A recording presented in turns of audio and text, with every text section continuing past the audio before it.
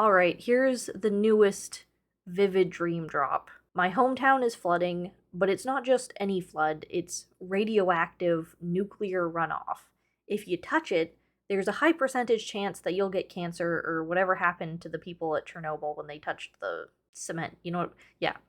So, this aspect of the dream of radioactive water was probably because I watched an episode of Fallout recently, but it really added a stressful element to the floor is lava game.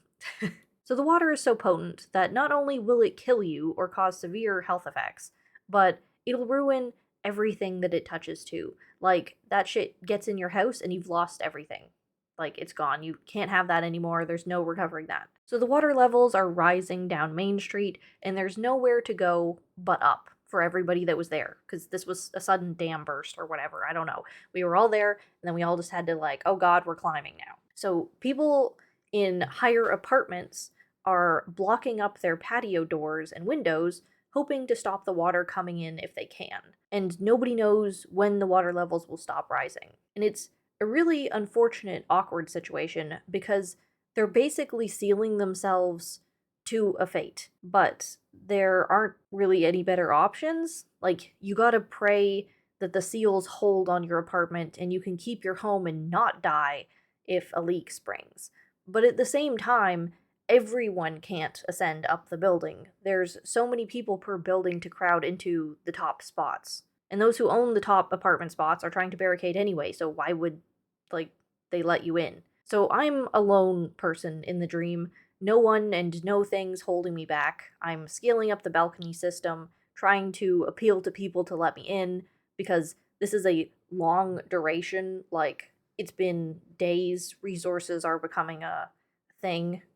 The tide is very slow, but like it goes up a foot an hour sort of thing. So there's an element of hope and waiting. People are justified in considering if they don't flood and die, they might be stranded for days until rescue. They can't just altruistically accept everyone who happens upon their apartment balcony to come in.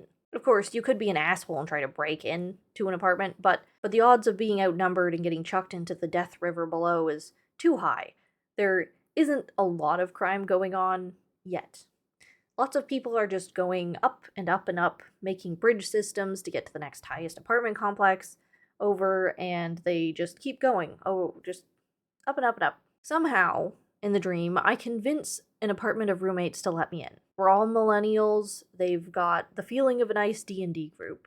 We vibed, and I didn't lie when I said that I'd pay for my stay by making their reinforcements against the window better.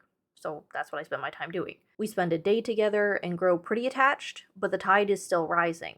It'll hit their level within a couple hours, so I have to make a choice, but they don't really have one. They're 6 people. No one will let them in somewhere else.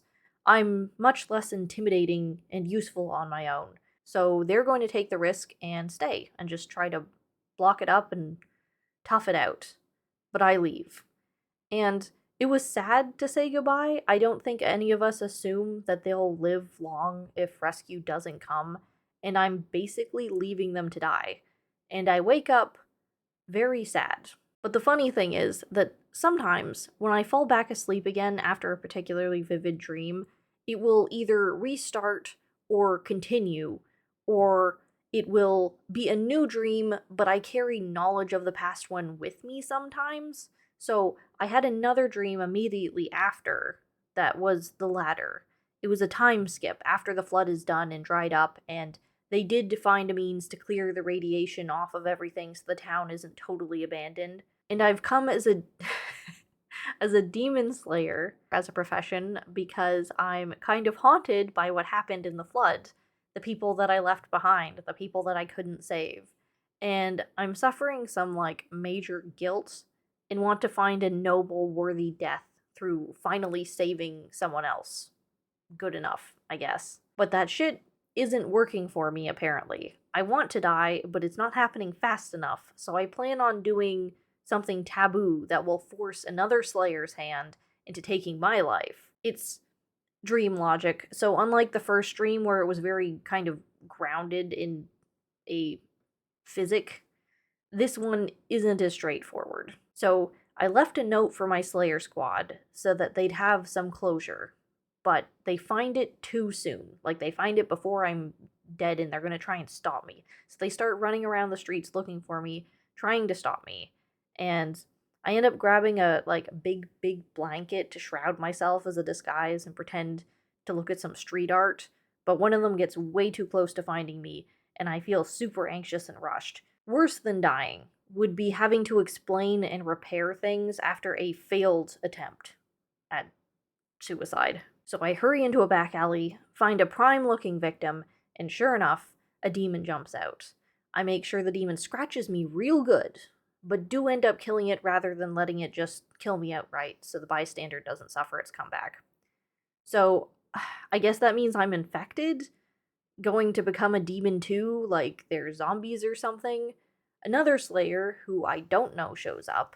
Apparently, there's no pretending in my universe that there's a proper honorable death in something like seppuku. Like, nobody ever wants to die, so it's on another Slayer to take your life. Like in Claymore, I guess. My body gets super heavy in the dream. Sometimes that happens when I'm starting to wake up. It's like I'm trying to move my real body and it's just not working. And I can't even stand or lift my arms, and as much as I want to die, it feels like this wasn't the noble solution in the end either. And I wake up as the Slayer stands over me, but they haven't killed me quite yet. So, putting those two dreams together, I think they pretty obviously have an ongoing theme of survivor's guilt. I felt that pretty strong when I separated from my first relationship, but I didn't want to die from that. But perhaps that's only because he didn't end up dying in turn. If anyone wants to attempt to find meaning in the radioactive flood or forcing a demon slayer's hand to do their job on me, I'm all ears. But I think radioactive stuff is just generally scary. So,